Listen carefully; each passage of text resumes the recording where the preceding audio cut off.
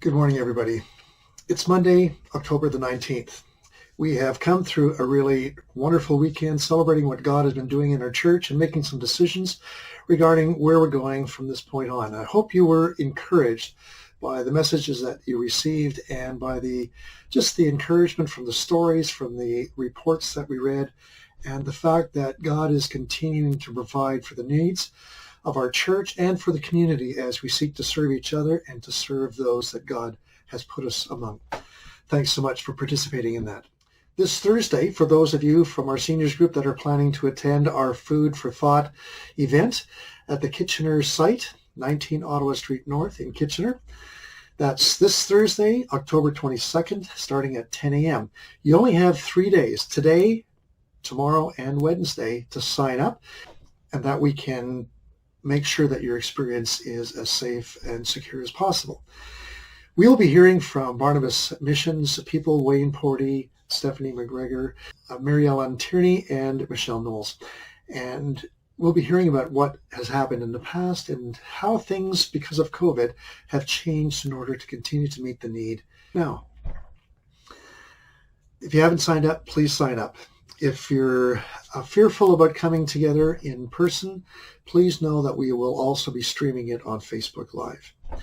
Well, today I'd like to continue on in our passage of Scripture from Romans chapter 12, and I'm going to be looking at verse 11 today. So here's what Romans chapter 12, verse 11 says. Never be lazy, but work hard and serve the Lord enthusiastically.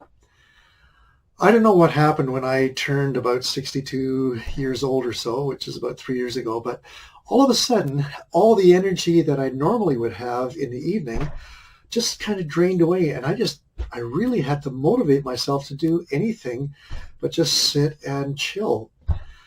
I know that there are those listening to this video encouragement who are a lot older than I am. They're going like, oh yeah, well, just wait until you arrive at the year of 80 or 85. There's a part of me that goes, I hope I'm up for it. Because one of the things that I never want to be known as is someone who became lazy. I want to make sure that my life counts for that which continues to help to build up people, encourage them in their walk with the Lord and in their engagement in the community. Paul says, never be lazy. And the opposite of that is to work hard. Not necessarily always physically, but he says, work hard and serve the Lord enthusiastically. That word enthusiastically, you could say it this way, work hard and let the Spirit excite you as you serve the Lord. Enthusiasm is basically allowing the spirit of love and generosity to flow over in everything that you do. And Paul is saying, serve the Lord with your spirit just overflowing from within you. There's nothing that is more life-giving than to be able to do something out of that sense of spontaneous eruption of gratitude and thanksgiving being poured out and onto those who we're serving. At that point, it doesn't matter how many hours we had to spend putting stuff together. At that point, it is just a sense of overwhelming gratitude to be able to be used in these ways to serve others. I think part of what Paul is saying here, he says, if we become lazy, what it ultimately means is we look out first and foremost to our needs.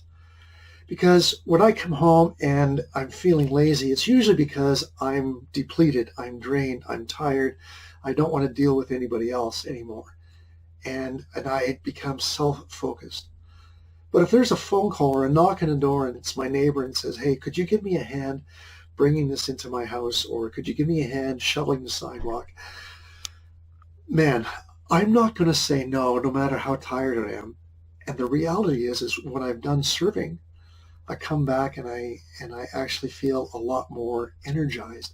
I feel enthused. I feel spiritually uplifted, because I've been able to be used by God to do something for others. So never be lazy thinking only about myself and my needs, but always work hard to serve God with an overwhelming of His Spirit that He made to live within us. God bless you, church, as you take heart these passages of Scripture. Have a great day.